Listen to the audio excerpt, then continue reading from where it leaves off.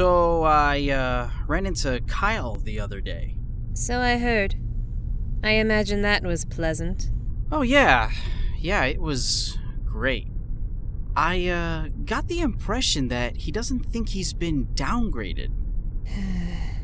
It's his tiresome and archaic sense of male ownership. It would be charmingly stupid if he were less confrontational and patronizing to me about it. No offense, but why were you with him in the first place? He doesn't seem like your type. Kyle is strong, handsome, and popular. He's also an easily led moron whose identity is shaped entirely by what others think. He's a prideful brute, which makes him useful to me. Useful?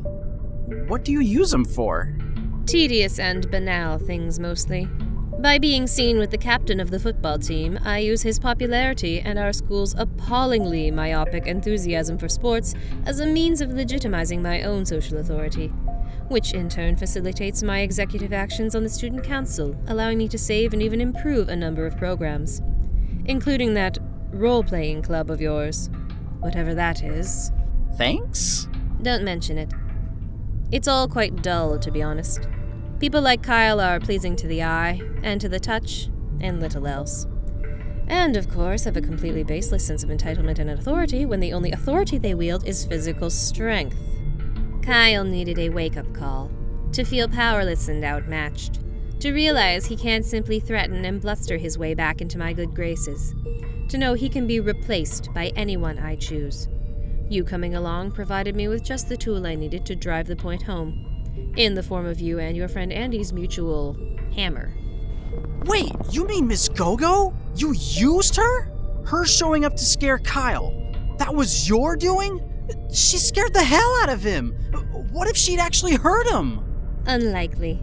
Everything I've seen of her suggests that she primarily uses intimidation. Likewise, in spite of all his bravado, Kyle is hardly a real fighter. Gogo is territorially protective of her friends. I simply made certain they converged at the same time. As predicted, Gogo sweeps to your rescue. Kyle is made to feel weak and humiliated, until I graciously allow him back into my life on my terms. And meanwhile, you and I enjoy a pleasant evening. So, tonight didn't mean a thing? I thought maybe you and I... Had a very pleasant evening together, thank you. We're at your house, by the way. Hector, I know this isn't what you were looking for. I'm sorry if you feel used. That is perfectly understandable under these circumstances. But still, for what it's worth, I really did enjoy myself this evening. You're a nice guy. Good night, Hector. Good night, Cora May.